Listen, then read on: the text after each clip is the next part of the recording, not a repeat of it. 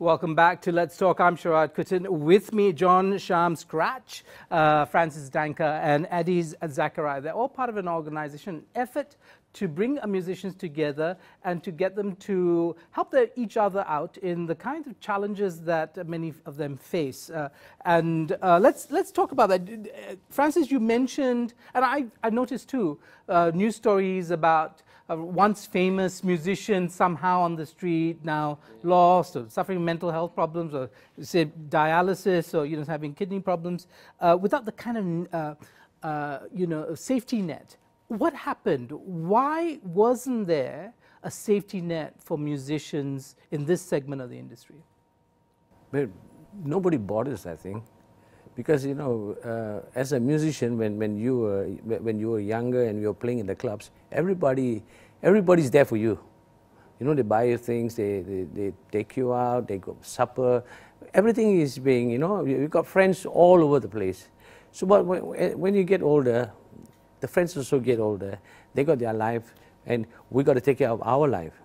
So they're not going to be beside you all the time, you see. So that's why organizing this, we actually trying to reach out to all our old friends who were there for us when we were young, to come back and support this cause. Right. I want to ask about, personal responsibility, because I'm somebody who, and I admit this on national television, I don't have a retirement plan. I should have a retirement plan, but I do have EPF and so on and so forth as a buffer, right? This is something the government put in place for me, or somebody who's earning a salary. When it comes to musicians, is there EPF? Is there SOX? So see, we are contract workers.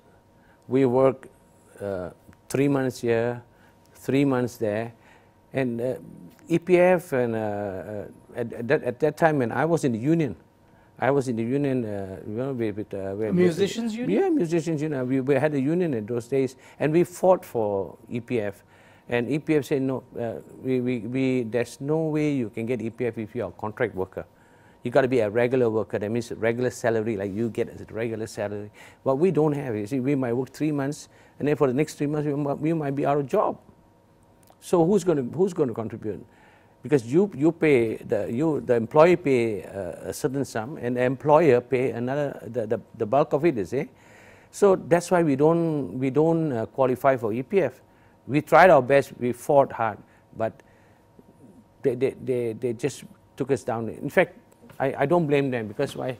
We are contract workers. Right. So the question was then, in the absence of that kind of security that comes from EPF, what was put in place? Or what was the thinking behind somehow securing a safety net for people in the industry, in your segment of the industry? You see, most of the musicians, those days, my time, most of them are all, we didn't do well in school.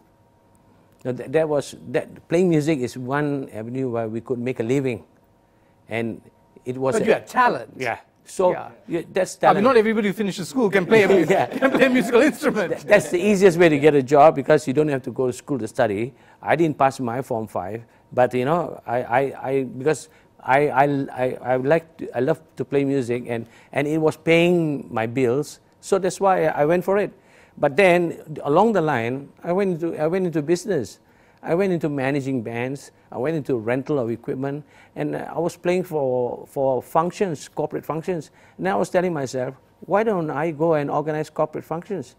So that's where I started my own event company. So you're pretty secure then. Yeah. So it was your decision to become a businessman, to get out of that particular narrow band of the segment. Not all musicians had that vision like I had. Right. You see, they all, until today, there are a lot of my friends who are playing with me are still playing music, because there's nothing else they could do. Right. And that's a very interesting thing. Eddie, tell us about this whole, maybe it's also a cultural issue, right? One thinks of musicians as carefree and wild, and, people living for the moment. These may be stereotypes, and correct me if I'm wrong. Do they think that there will come a time when they will get old, or that they might actually get sick, and that somehow they themselves have to put in place a safety net for themselves? Yes, you see, not everybody, not every one of them thinks that way. One of the reasons, like if you talk about the musicians those days, because there was no security to start off in the first place. Okay, so like Francis was saying, you do a gig for 6 months, and maybe the next 3 months you wouldn't have a job. You know, so the 3 months that you don't work, you're using what you have reserved in the last 6 months to pay the rent for these 3 months, you know, and it was basically, if you can say it, hand to mouth.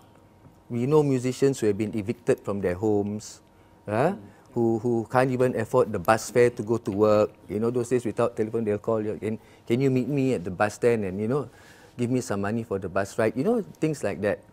So it was very unfortunate that the things that the musicians those days went through, there was no security. And anyway, if they wanted to save in EPF and all that also, which didn't allow them to do so, they had no extras to buy an insurance policy. But today we see the younger generation doing so. They've got medical cards a bit, few of them, you know, some insurance savings and doing their own EPF and SOCSO. But those days, no. Okay.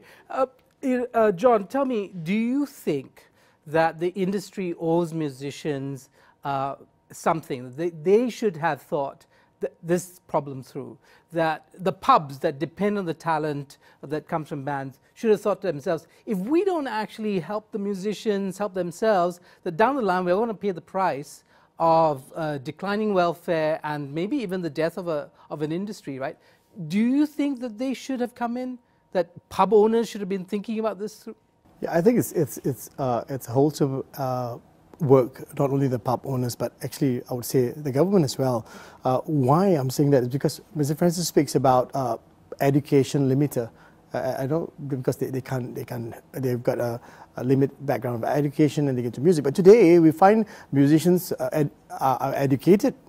People go to school, they study music, they get degrees, diplomas in music, but it's the same thing because it's the same salary and like what Eddie says. They're not getting 40 ringgit for the no, band. No, of course not. If 40 ringgit, you can't even pay for a Grab now. I'm just kidding. But the thing is, yeah, average, I would say 250 to 300 ringgit. But that's not enough because the initiative for SOCSO, EPF and medicals is their own. It's not like an organization top up for their SOCSO. So there's nothing. If the musician decides not to plan for himself, there's nothing planned for him. In the long run, it's going to end up like in the days of old. That's the reason why the benefit concert, that's inspired the benefit concert actually, to look into the musicians. But today, I would say the same thing. If the musicians today do not think and plan their future, they're going to end up like that. It's very sad to see those are the musicians that actually inspire people. You put a smile on somebody at the pub, but when you are sick and ill, nobody put a smile on your face. Right. Okay, we'll take another short break and we'll be back with more. Stay tuned to Let's Talk.